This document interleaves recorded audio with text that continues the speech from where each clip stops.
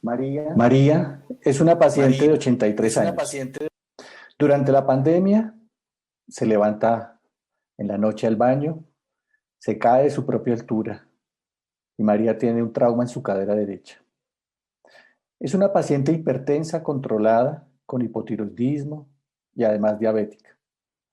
María tendrá que ser llevada a cirugía y va a tener un riesgo hasta el 25% de morir durante el primer año y un 40% de depender de algún medio externo para caminar.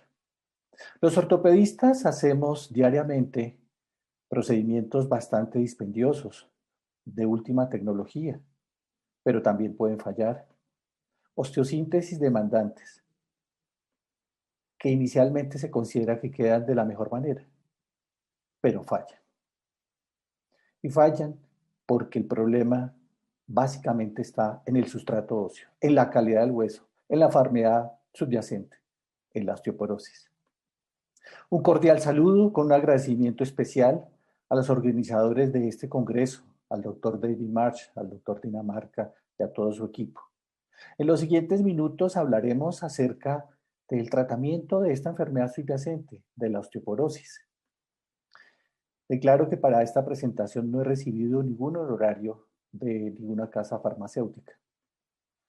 Y vamos a enfocar esta presentación con varios tópicos. En primer lugar, resaltar la importancia de las medidas no farmacológicas. Posteriormente hablaremos del tema central del tratamiento farmacológico, haciendo énfasis en esa población que nos compete en relación con este congreso, los adultos mayores, los más ancianos, y algunas perspectivas de nuevos medicamentos o estudios, más que medicamentos que se están haciendo.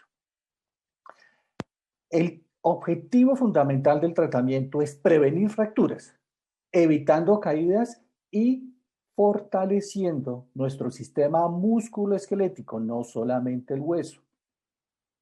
Dentro de las estrategias no farmacológicas es muy importante la prevención de fracturas. Hay que estimular la realización de ejercicio con actividades a favor de la gravedad, de apoyo, de contacto, como caminar o como bailar.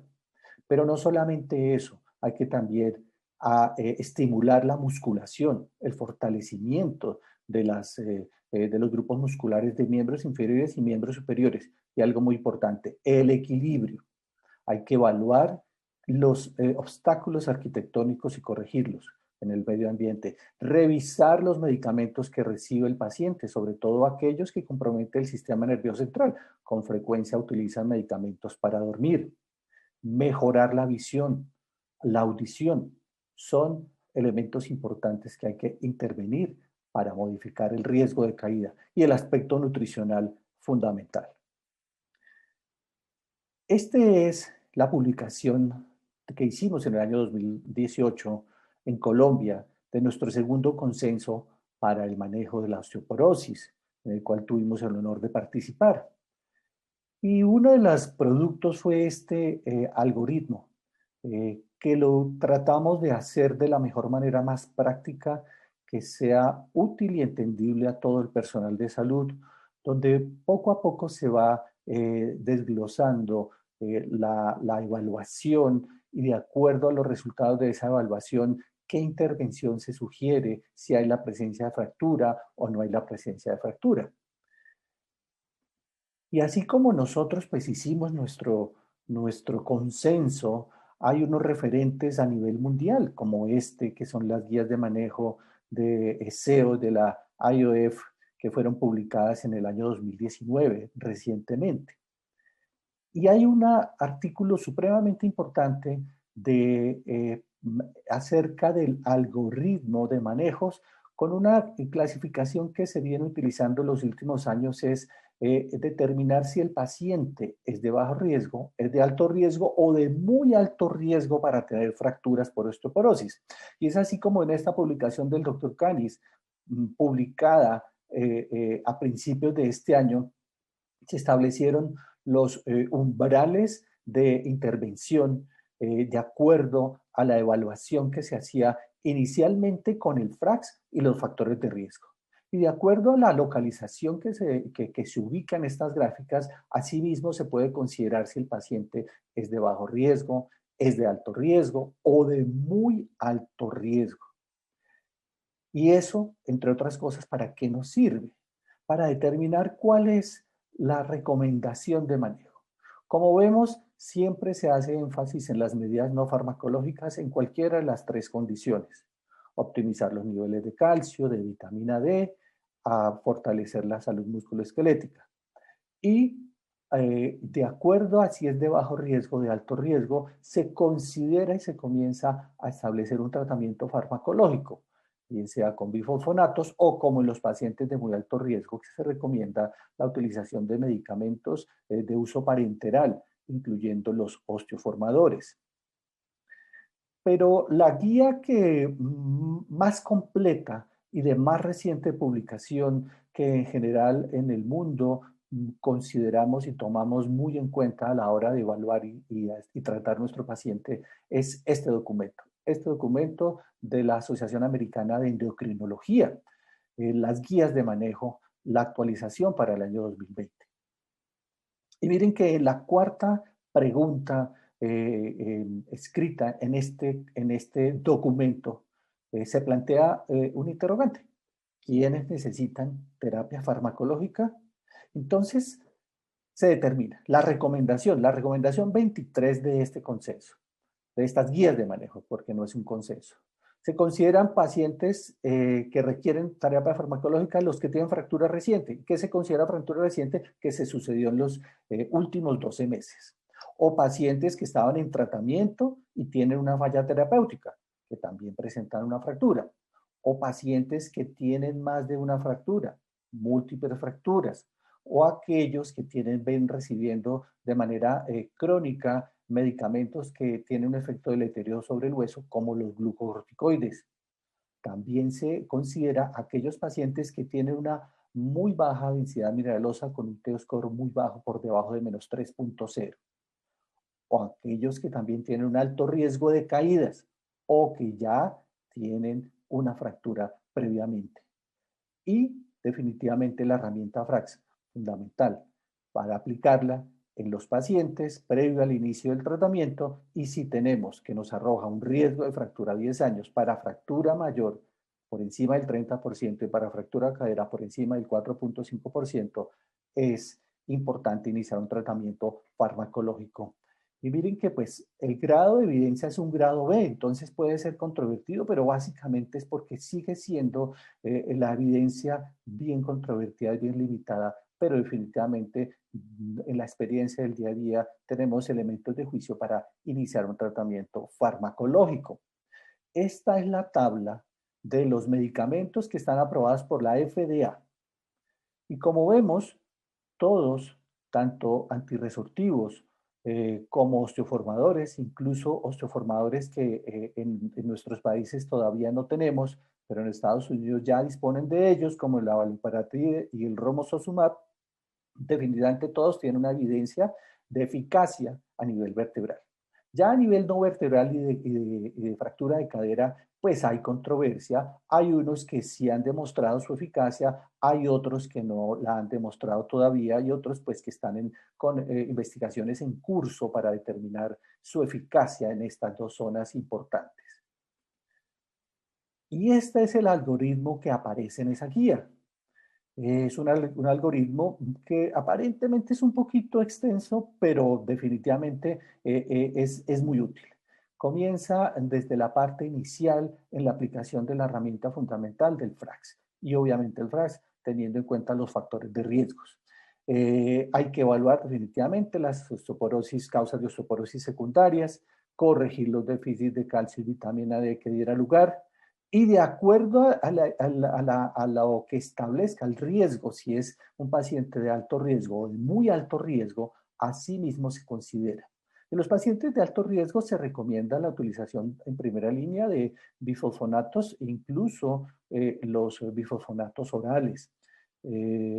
Pero los pacientes con muy alto riesgo, la recomendación es utilizar medicamentos de uso parenteral, bien sea dentro de los antirresortivos, el ácido zoledrónico, el denosumab o los osteoformadores, teniendo en cuenta que los osteoformadores se deben administrar por un tiempo determinado y siempre desde el principio pensar en la terapia secuencial, especialmente en el ácido zoledrónico y en aquellos casos en que se determine que hay que no se puede continuar con el denosumab por alguna razón. Y la pregunta 5 de esta guía de manejo de la Asociación Americana de Endocrinología entonces nos plantea, entonces, ¿qué medicación debe utilizarse para tratar la osteoporosis? Y definitivamente, pues la recomendación 24, que es una recomendación grado A, pues manifiesta que hay agentes farmacológicos que han demostrado su eficacia en disminuir el riesgo de fractura, no solamente vertebral, sino no vertebral, y algunos también han demostrado su eficacia en disminuir el riesgo de fractura de cadera. Es así como se anotan aquí cuáles se incluyen: el alendronato, el denosumab, el risedronato, el ácido zoledrónico y obviamente los pacientes, los agentes osteoformadores. Como aparece en la recomendación 25, como es el caso del abaloparatide, el romosozumab, otro antirresortivo como es el denosumab, y definitivamente pues se recomienda para casos determinados como los pacientes de muy alto riesgo de fractura. Ahora bien, hay una población que cada vez aumenta en número. La expectativa de vida es mucho mayor, ya no es raro encontrar pacientes de 95, incluso por encima de 100 años. Pero esta población tiene algunas características especiales que es importante considerar. Los ensayos clínicos usualmente han determinado la eficacia del calcio y la vitamina D y de medicamentos como los que mencionamos anteriormente en disminuir el riesgo de fractura en todos los pacientes con osteoporosis. Pero en realidad pocos estudios clínicos han determinado su eficacia en mayores de 80 años, a pesar de que es la población que mayor riesgo tiene de fracturas por fragilidad. Eh, Tal vez hay algunos estudios post-hoc en donde se ha observado su eficacia. Y hay una parte importante que esta población pues tiene una osteoporosis senil y es fundamental tener en cuenta que su incidencia tanto en hombres como mujeres es similar, a diferencia de la osteoporosis posmenopáusica que es mucho mayor en mujeres que en hombres. Y pues finalmente se determina que se extrapolan los resultados de estos estudios, así sea en una población menor de 70 años, para considerar la utilización en personas mayores. Y se han establecido varias publicaciones en donde se resalta la importancia de esta población y los tratamientos. Y es así como se ha determinado que obviamente el calcio y la vitamina D es fundamental, pero no es suficiente. Que el tratamiento de la osteoporosis en esta población, pues se ha evidenciado que es seguro, que reduce el riesgo de fracturas incluso de una manera mucho más amplia que en una población menor. Y básicamente es porque pues es la población que más riesgo se tiene una indicación y un seguimiento tal vez un poco mayor. Y con una característica especial, que los NNT, el número necesario a tratar de los pacientes de estas moléculas en pacientes mayores es mucho menor. O sea, se necesitan menos pacientes para tener una eficacia real. Pero tal vez de las publicaciones que incluso reciente, lleva del año 2008, que fue publicada en la Revista Española de Geriatría y Gerontología, en la cual participaron algunos colegas y amigos como el doctor Guigo Xebarria, pues determinó la eficacia y los costos, la costo-efectividad de las diferentes moléculas. Y es así como se determinó que calcio y vitamina D es costo efectivo en disminución de la incidencia de fracturas. Por un lado, a nivel no vertebral, incluso hasta el 23%, y a nivel de fractura de cadera hasta el 30%. Cifras bajas, importantes, pero es fundamental destacarlos. Y en cuanto a su costo de efectividad, se considera que entre más edad se tenga, puede ser más costo efectivo. Ahora bien, respecto al glifosforato.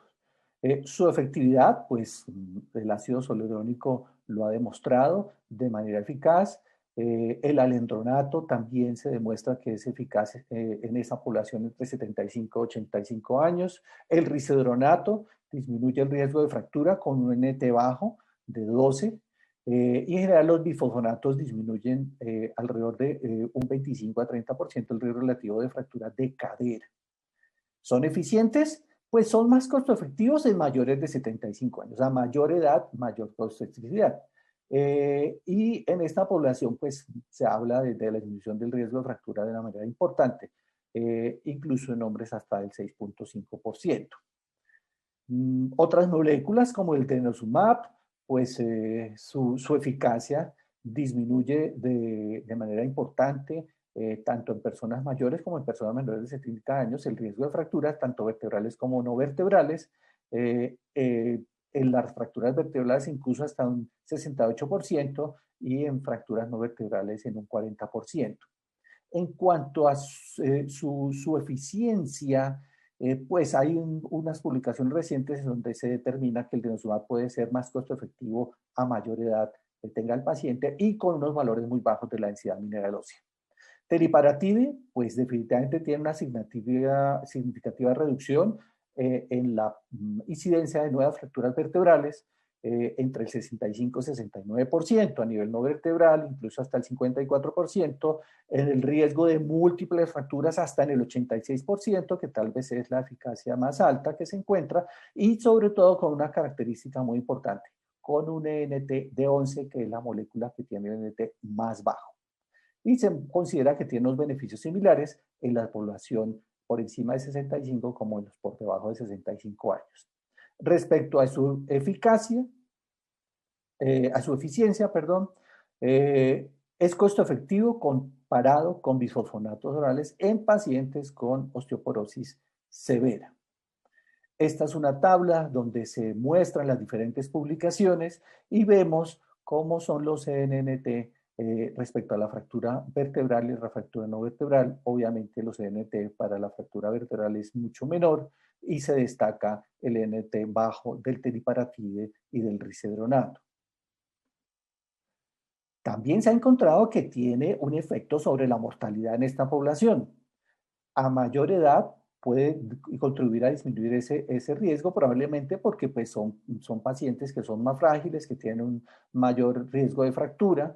Recordemos en el estudio Horizon, el estudio pivotal del ácido zoledrónico, que llamó la atención que había una disminución de la mortalidad hasta en un 28%, y se esgrimen diferentes teorías. Por un lado está la disminución en nuevas fracturas, tiene a aparecer los bifosfonatos con una terminal de nitrógeno, un efecto neumoprotector, y también se habla de una disminución en cuanto a que tiene un efecto contra la aterogenicidad, un efecto protector. Estos factores son importantes a considerar a la hora de decidir una terapia farmacológica. El riesgo de fractura que tiene el paciente, como vimos anteriormente, el tiempo que se va a tomar para que empiece su eficacia, si el paciente tiene alguna, cómo es su sobrevida, también es importante, y definitivamente pues las FLS y las unidades de ortogenética son fundamentales para hacer un manejo y una evaluación integral de estos pacientes. Y este algoritmo es sencillo, es importante, en donde se toman en cuenta en esta población mayor los factores de riesgo, la historia previa si tiene fracturas, y una cosa importante, la expectativa de vida. Si tiene una expectativa mayor a un año, debe considerarse una terapia formal, por ejemplo, con un osteoformador. Las nuevas perspectivas, rápidamente vamos a analizar la rapamicina, la osteoglicina y las células mesenquimales son importantes dentro de los nuevos tratamientos para tratar de incidir en la osteoporosis senil. Mensajes para llevar, definitivamente la estrategia no farmacológica es fundamental. Recordar que la eficacia también es importante y es igualmente eficaz en la población mayor de 85 años y que la implementación de los grupos FLS, las unidades de ortogenética, son fundamentales para el manejo de estos pacientes. Muchísimas gracias por su atención.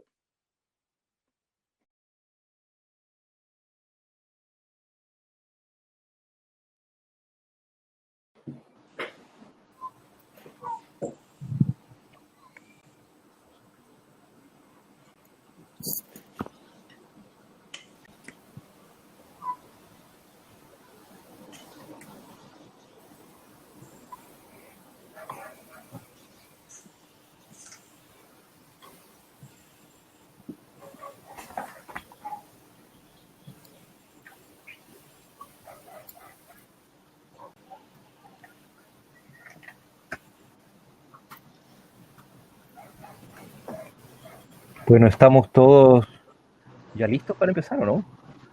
Estamos listos. Sí. Falta nuestro chef. Vamos. Creo que te toca a ti como cocher tomar ¿Sí?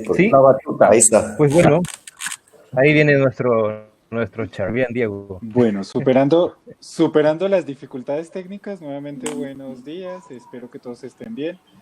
Muchas gracias a Miguel Ángel por tan excelente presentación y quería introducirlos en este momento ya a todos. Entonces ya tuvimos la oportunidad de escuchar a Miguel Ángel. Miguel Ángel es ortopedista, es presidente de ACOM y está acá en Bogotá, Colombia. Es conocido ampliamente en el país y en la región y pues efectivamente es un experto en el tema de osteoporosis y por eso tenemos el gusto y el placer de tenerlo en este panel y por eso fue nuestro conferencista. Entonces, pues Miguel Ángel, muchas gracias y bienvenido. Muchas gracias, Diego, y muchas gracias a José Luis y a todos los colegas y amigos que están compartiendo este panel. Entonces, continuando con la presentación del panel, tenemos a José Luis Dinamarca, que es nuestro cocher, es geriatra, está en Viña del Mar, en Chile. Entonces, pues, José, muchas gracias. Le recuerdo la labor tan importante entonces de la participación y la interacción del público. Entonces, pues los invitamos a todas las preguntas que tengan disponibles. Pues va a estar aquí José Luis ayudándonos en la moderación de las preguntas. Entonces, a todos, pues nuevamente bienvenidos y les recuerdo la importancia para que esto sea más interactivo y pues que sea una conversación entre todos. Entonces, pues José, bienvenido. Sí, muchas gracias a todos por estar aquí. Su cámara. Bueno, también tenemos la participación de Oscar Monge. Oscar Monge también es geriatra, está desde Costa Rica. Entonces, pues Oscar, buenos días, bienvenido. Muchas gracias, buenos días. Bueno, y adicionalmente tenemos a el doctor Aldo Esgarabati, que también es geriatra, está desde Uruguay en un panorama un poco más verde. Entonces, pues Aldo, bienvenido. Muchas gracias a ustedes por acompañar esta presentación. Y por último tenemos a, no menos importante, a José Francisco Torres, que es ginecólogo y está acompañándonos desde México. Y como vemos, pues nuevamente bienvenido y pues una interacción de toda Latinoamérica. Entonces, José. Hola, saludos a todos. Qué bueno que nos acompañen. Invitaría al resto de los panelistas a que encendiéramos la cámara. No sé si es un tema técnico, pero no los veo. ¿Los ven ustedes? Sí, yo los puedo. Yo los puedo ver a todos. Yo no los veo, entonces es un tema técnico mío. Perfecto, entonces estamos bien. Sí. Excelente, bueno, gracias. Entonces para dar introducción pues a este panel de discusión y sobre todo para ir poniendo algunos temas sobre la mesa, acorde a esta presentación tan completa, yo querría hacerle una introducción y una pregunta inicialmente a Miguel Ángel. Desde el punto de vista, desde la visión de un ortopedista y de un quirúrgico, una pregunta frecuente que sale en la parte clínica y sobre todo cuando llegan a los controles posoperatorios es ¿al cuánto tiempo después de haber tenido una fractura sería un momento apropiado para iniciar tratamiento? Pues porque quedó clarísimo que es muy importante empezar tratamiento y luego tendremos otros temas muy importantes para ahondar. Pero esa pregunta de ¿deberíamos esperar días, semanas, al cuánto tiempo? ¿Cuál sería la recomendación muy particular y muy especial? Gracias, Diego, por la pregunta. Lo más importante es que el paciente antes de salir debe tener un diagnóstico. Y lo digo porque es muy frecuente que a pesar de que el paciente tiene una fractura que es por fragilidad, no sale con el diagnóstico de osteoporosis, que es la enfermedad subyacente. Intrahospitalariamente se puede hacer su evaluación farmacológica básica pidiendo un calcio sérico, una función renal, pidiendo una paratormona y se puede medir incluso la vitamina D. Todo esto con el hecho o con el objetivo de hacer una evaluación y determinar si el paciente tiene de pronto alguna contraindicación para elegir alguna terapia en específico. Si la decisión es iniciar una terapia osteoformadora, como sería en muchos casos el ideal, no siempre, se puede iniciar desde antes de que salga el paciente a su casa, o sea, intrahospitalariamente. Creo que hay un ruido, una moto.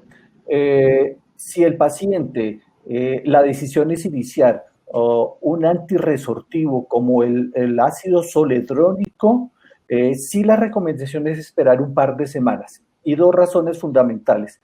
Primero, porque aunque sabemos que los bifosfonatos, los antirresortivos, no tienen ningún efecto deleterio sobre la consolidación de las fracturas, sí existen algunas inquietudes sobre la formación del callo fibroso, que se sucede las primeras 2 semanas. Primera razón. Y segunda razón, porque dentro de los eventos adversos que puede presentar la aplicación del ácido zoledrónico, puede producir una alteración transitoria a nivel vascular. Y son pacientes que por el hecho de haber tenido ya una fractura, tienen una hipovolemia y sometidos además a un acto quirúrgico, puede tener alguna descompensación transitoria. Conclusión, lo más importante es diagnóstico y evaluación de la enfermedad subyacente de osteoporosis y encaminar, direccionar y tener el mejor recurso para iniciar el tratamiento lo más pronto posible. Bueno, perfecto. Muchas gracias por tan muy puntual recomendación. Yo en este caso en particular, bueno, acorde a lo indicado y a esa sugerencia, a esos estudios mínimos, esos paraclínicos o laboratorios mínimos que se deberían tener disponibles una vez tenemos una persona con una fractura. José Francisco, si nos ayudas, ¿cuál sería tu recomendación de qué laboratorios mínimos deberíamos contar en el escenario de una persona que ya tenemos en la idea clara que la persona tiene osteoporosis, pero vamos a empezar tratamiento? Ya nos contaba Miguel Ángel que hay algunos laboratorios. ¿Qué deberíamos hacer en el escenario intrahospitalario? ¿Cuáles deberíamos pensar para hacer en el escenario ambulatorio? Pues para empezar el tratamiento dependiendo de lo que tengamos disponible. Entonces no sé cuál sería tu recomendación y posición al respecto. Sí, sí, Diego y el resto de los panelistas y gente que nos acompaña el día de hoy. Es importante considerar que la fractura es un evento clínico que puede reflejar, además de la fragilidad ósea, una patología subyacente. En la mayor parte de los casos, por arriba de 50 años, tendremos por lo menos un factor adicional agregado a la edad o a la condición posmenopáusica.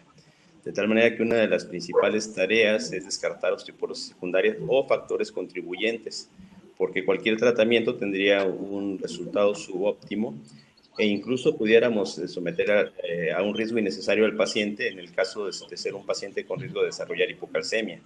En el paciente, por ejemplo, nefrópata, tendríamos que tener por lo menos una determinación de calcio, tener determinación de vitamina D antes de, bueno, y creatinina antes de iniciar cualquier tratamiento. Y es que en la población geriátrica tenemos una gran cantidad de comorbilidades asociadas. Entonces, por lo menos sí una calcemia en todos los pacientes. La prevalencia de hipovitaminosis D también es muy común. En ese sentido, algunas personas podrán pensar en no necesariamente medirlo, sino de iniciar un tratamiento específico con vitamina D sin conocer los valores. Insisto, el riesgo es la hipocalcemia en los pacientes cuando utilizamos un antirresortivo y más en el caso de un antirresortivo potente.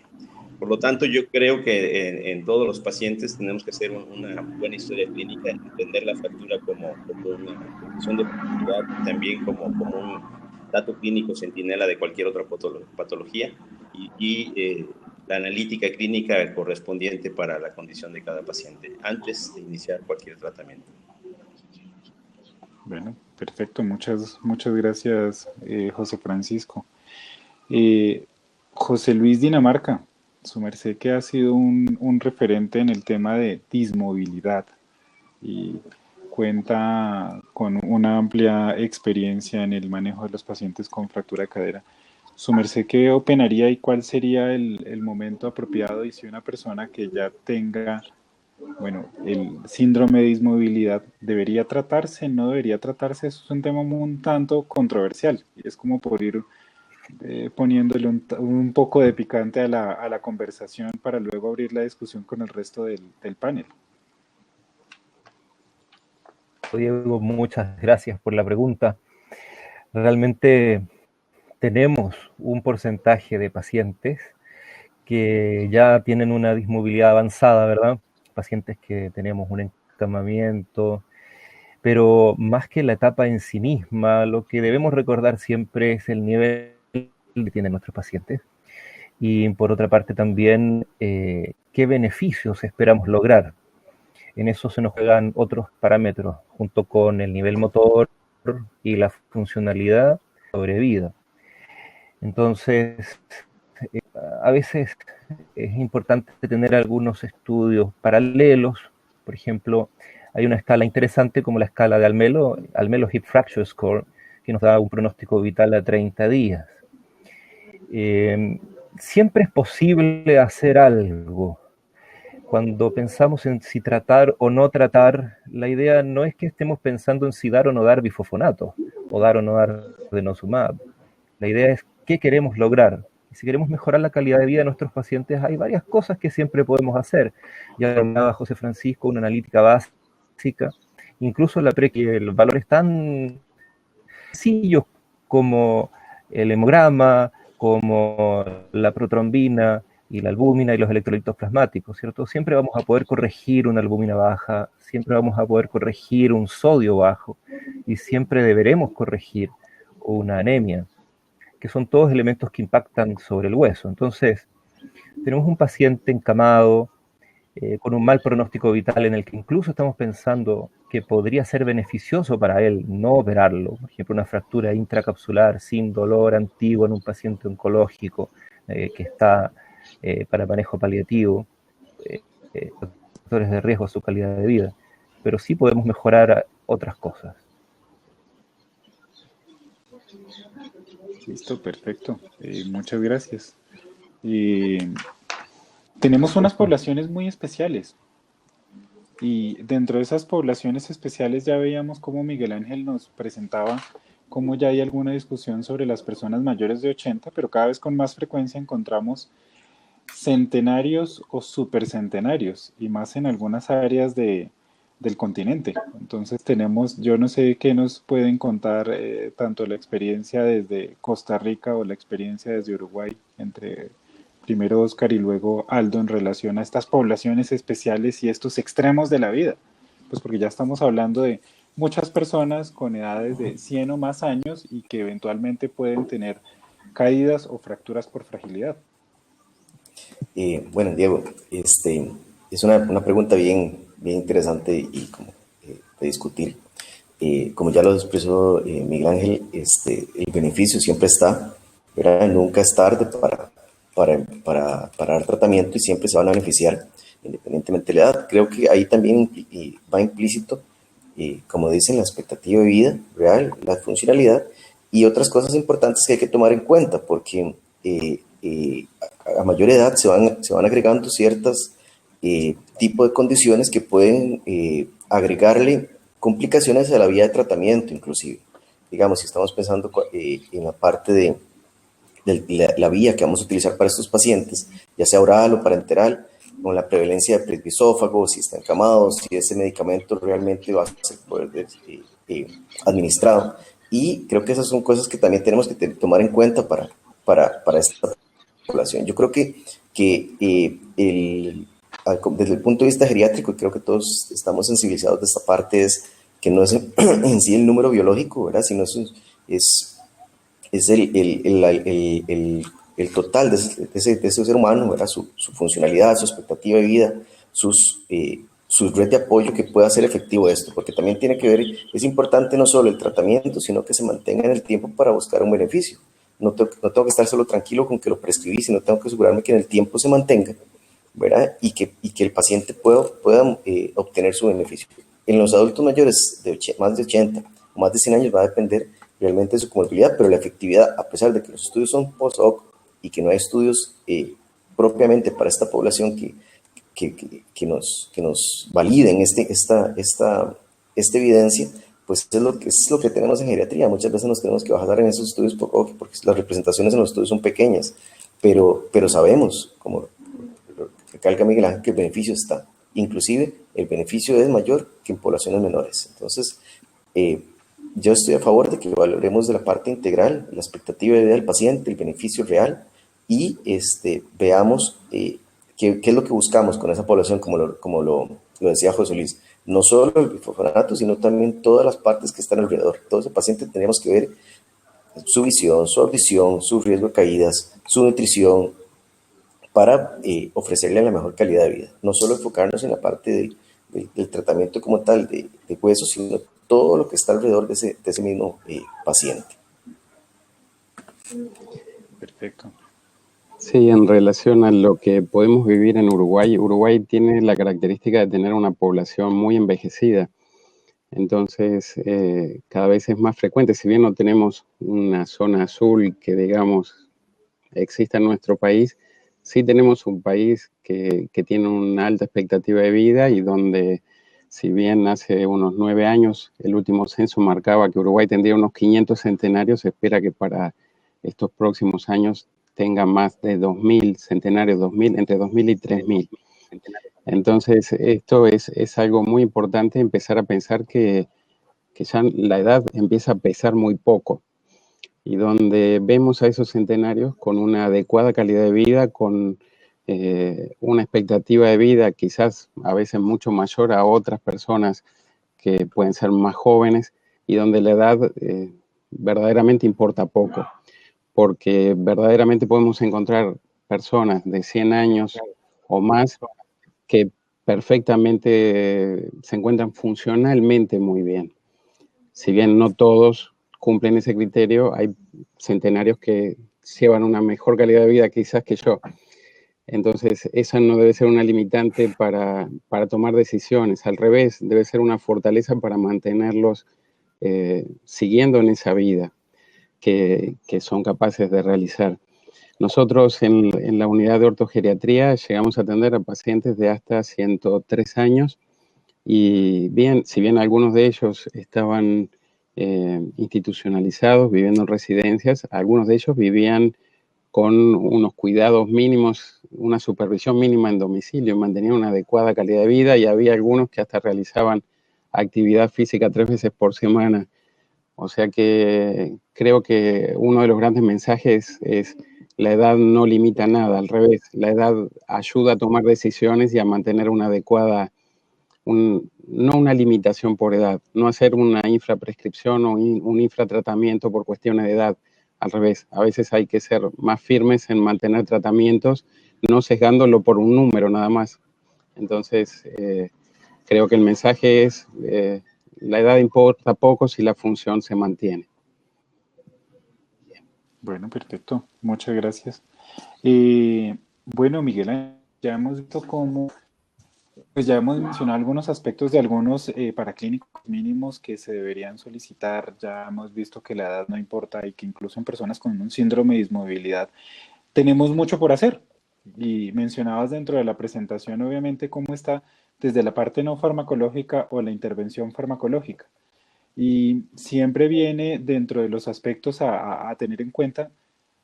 ¿Qué opinarías de cuánto tiempo debería durar el tratamiento? ¿O cómo deberían guiarse esas intervenciones pensando primero en duración de tratamiento?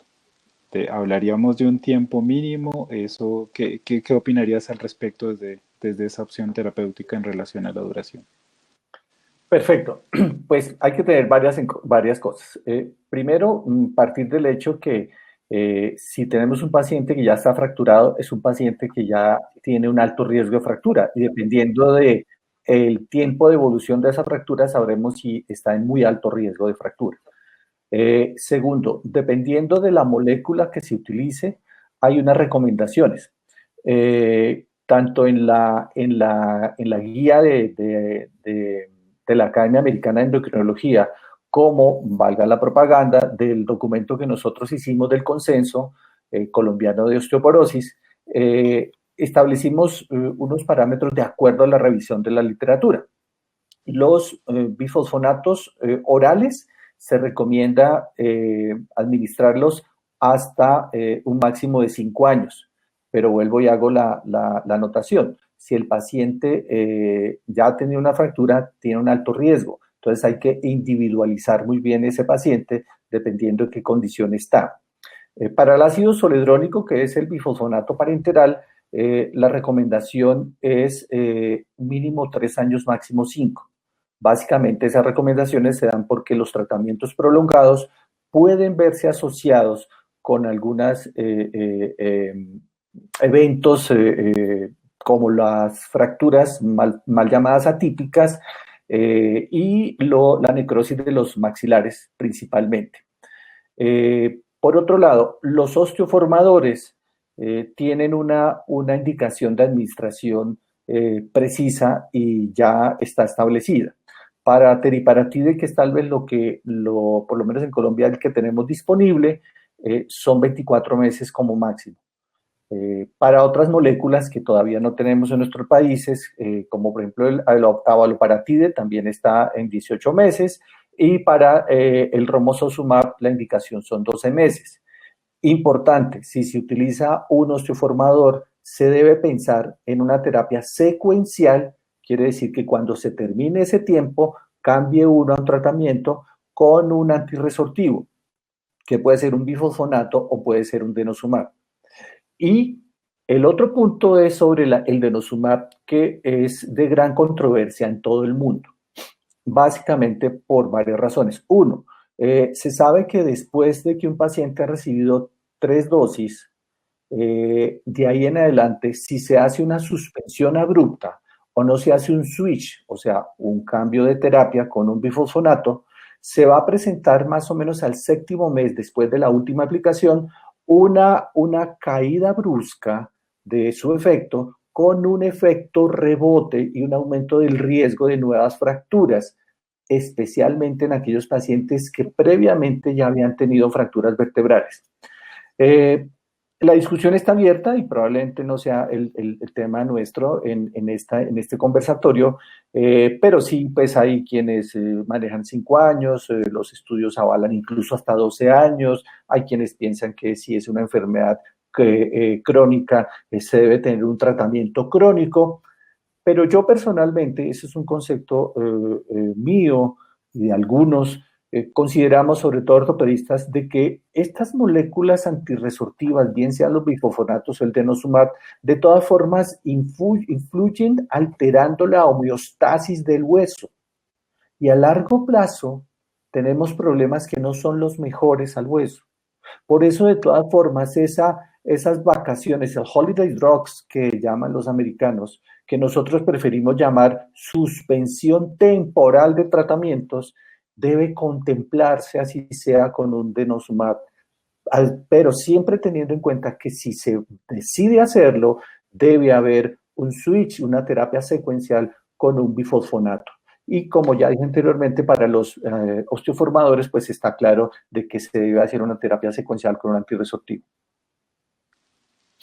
Bueno, perfecto, muchas gracias, Miguel Ángel.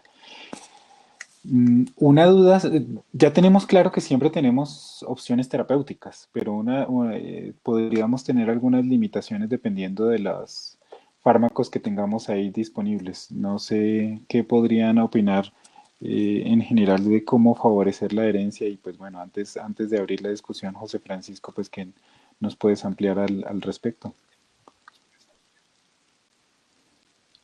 No te escuchamos, José Francisco. No tenemos audio.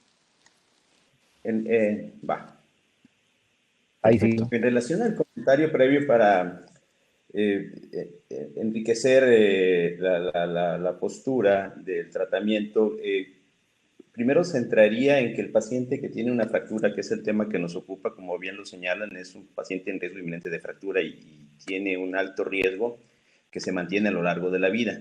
Sin embargo, los 2 primeros años son cruciales. De tal manera que la primera meta sería que completara por lo menos 24 meses de tratamiento con cualquier fármaco. Sí, considero que hay una discusión alrededor del tema de la duración del tratamiento y pudiéramos pasar algún tiempo en eso. Sí considerar que en 5 años más, al inicio de cualquier terapia, el paciente va a tener una mayor probabilidad de sufrir una fractura, porque muchas de las variables que le llevaron en principio a la primera fractura van a estar ahí. Por supuesto que la idea es intervenirlas. Entonces, sí quisiera señalar nada más que se tiene que precisar muy bien en qué paciente se debe de iniciar un tratamiento y ser mucho más sensibles a qué paciente le vamos a suspender un tratamiento. Porque al principio el paciente que estamos viendo aquí, el paciente sobre el cual estamos discutiendo, es un paciente con riesgo inminente de fractura y que toda vez que pase ese periodo de riesgo muy elevado, va a tener más riesgo en general que el resto de la población. De tal forma que yo espero tener más información, pero por el momento sí señalar que nos debemos centrar en que el paciente alcance esos 2 años, que tiene que ver con la adherencia al tratamiento, cosa que mencionan. Algo de lo que creo yo que es un parteaguas en cuanto a la manera de ejercer la medicina en el tema de osteoporosis y otros tantos temas, es entender que el acompañamiento al paciente tiene que ser mucho más organizado y más estructurado por parte de las unidades de atención, donde el paciente se tiene que ver implicado. En la medida en que el paciente esté implicado y tome sus decisiones y participe de un equipo, podemos favorecer la adherencia. De otra manera, es muy complejo. Las unidades de captura de captura de fractura, los FLS, tienen personal específico para asegurarse que el paciente tenga lo necesario para continuar con el tratamiento y para ayudarle a enfrentar sus retos. De tal manera que una de las posibles soluciones, entre otras tantas, son estas unidades con coordinadores que se encargan de hacer el enlace entre los distintos elementos que componen la atención del paciente que ha sufrido una fractura, siendo además voceros importantes del paciente para entender dónde es que hay esas barreras que le impiden llegar al tratamiento. Puntualmente, entonces, a la respuesta, una solución para el apego sería estas unidades de captura de fractura que deberían de estar operando como modelo en el mundo en todos los pacientes fracturados. Perfecto. Muchas gracias. Oscar, no sé qué opinión tienes al respecto de cómo podríamos favorecer estas estrategias de adherencia, pues porque hemos visto la importancia de empezar el tratamiento, ¿no? Yo creo que la parte más importante, digo, es que, o sea, el acceso a estas unidades es importante, pero el llegar a tener una cobertura total de estos pacientes va a ser lenta, pero la mayoría de los pacientes van a tener su contacto y seguimiento por atención primaria o por su médico primario. Y creo que lo más importante en la adherencia también es el impacto, porque muchas veces lo derivamos solo en el paciente y tiene que también ser en el proveedor. Y el proveedor tiene que estar convencido de que tiene que tomar el tratamiento y el seguimiento se tiene que dar, ¿verdad? Y se tiene que transmitir ese convencimiento hacia la familia y hacia el paciente y el usuario, pero es el proveedor el que tiene que estar convencido, porque muchas veces yo creo que una limitante también es el proveedor de salud que no lleva ese seguimiento, no lleva esa constancia, pues se pierde un mar de patologías, especialmente en el adulto mayor. Entonces, yo sí siento que el acompañamiento que menciona José Francisco es fundamental. La limitante que nosotros, al menos hemos visto en el seguimiento, es que a veces no se explica muy bien, ¿verdad? El por qué es la importancia de esa pastillita a la semana o de ese tratamiento al mes, y la gente no tiene el convencimiento, ni el mismo que lo prescribe tiene el convencimiento de por qué lo está haciendo. Entonces, creo que como se dice muchas veces, todo empieza en casa, ¿verdad? Entonces, en casa el proveedor tiene que estar siempre plenamente convencido que es un tratamiento y que lo tenga como regla, que sabemos que al menos son 2 años, preguntar cada consulta, hacer el seguimiento y explicar el por qué. Porque es algo que tiende a ser medio surreal, porque no le va a provocar ningún sentido de bienestar al tomarlo, ¿verdad? Entonces, tiene que ser mucho por convencimiento, y ese convencimiento viene aparte de que nosotros proveamos esa seguridad al paciente. Perfecto, muchas gracias. No sé si Aldo o José Luis quisieran añadir algo adicional. Sí, creo que lo que decía Oscar es fundamental. Primero tenemos que entender nosotros como personal de salud la importancia de indicar tratamiento y hacer un adecuado control. Si lo tomamos como algo secundario y como un concepto que no importa mucho, bueno, se fracturó y seguimos y esperamos, cruzamos los dedos a que no pase nada, estamos perdiendo la oportunidad de hacer lo que tenemos que hacer, que es el adecuado seguimiento de estos pacientes, porque esa primera fractura es la que está marcando el riesgo de la próxima también. Entonces, creo que esta capacidad de informar, esta capacidad de entender la necesidad de una continuidad del tratamiento es fundamental. Ok. Yo agregaría a todo lo que los colegas muy importante elegir bien a nuestros pacientes para lograr con ellos un compromiso de seguimiento del tratamiento. Elegirlos bien implica que muchas veces nuestros pacientes encuentran otros medicamentos, varios, que les producen beneficios tangibles en el corto plazo, ¿cierto? Es difícil creer solamente en un que uno consume y que no genera ningún beneficio sintomático en el corto plazo.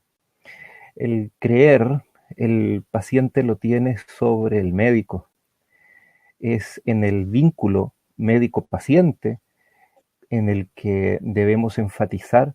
A mí me ha pasado mucho, muy fuertemente, tanto en el área privada como en el área pública, que tratamientos porque confían en nosotros. Perfecto.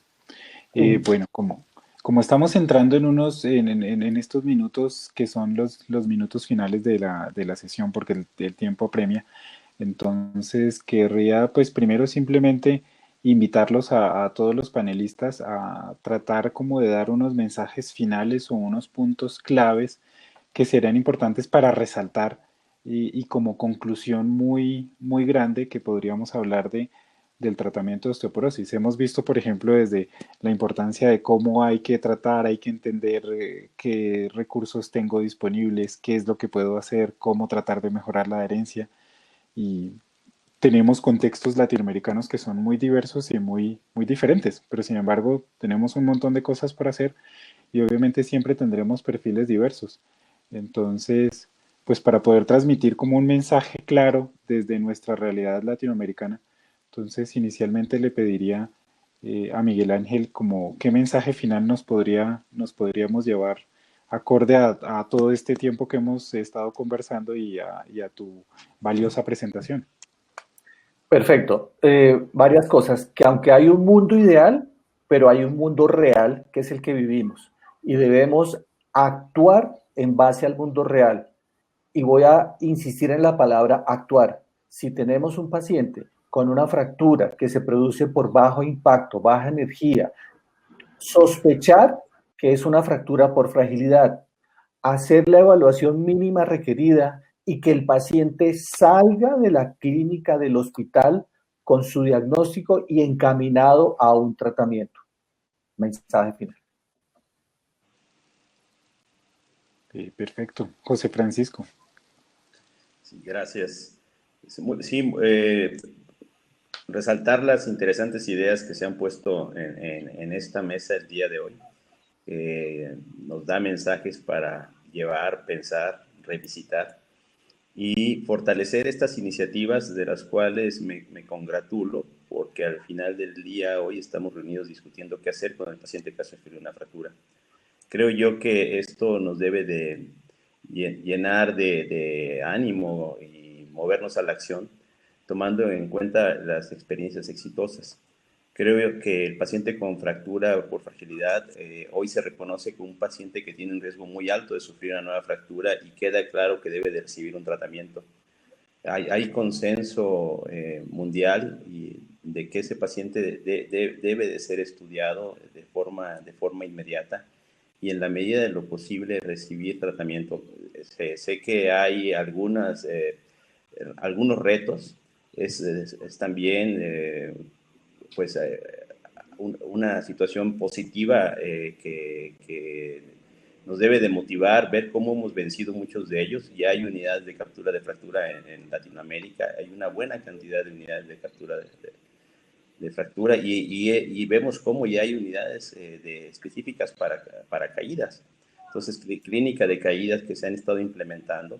No todo es tratamiento farmacológico. De hecho, uno de los grandes avances que tendremos con prevención de fractura secundaria es cuando veamos las medidas no farmacológicas. Entonces, el entusiasmo de compartir con todos ustedes en Latinoamérica de que hay iniciativas exitosas y que podemos iniciar este avance de colaboración, de compartir experiencias para ver cómo podemos lograr que más pacientes con fractura por fragilidad reciban tratamiento en forma oportuna y en una próxima sesión estar compartiendo estos logros. Maravilloso. Aldo, ¿qué nos podrías transmitir de mensaje final desde tu experiencia? Sí, recordar que la edad no es nada y sí, la función como gran marcador pronóstico, ideal sería poder actuar desde la prevención primaria y eso requiere educación de la gente y del personal de salud. Recordar que la prevención secundaria es fundamental y de eso ya se estuvo hablando mucho ahora. Y recordar también que las unidades de prevención de caídas y fracturas, como gran concepto, son estructuras multidisciplinarias que generan beneficios específicos para esta población.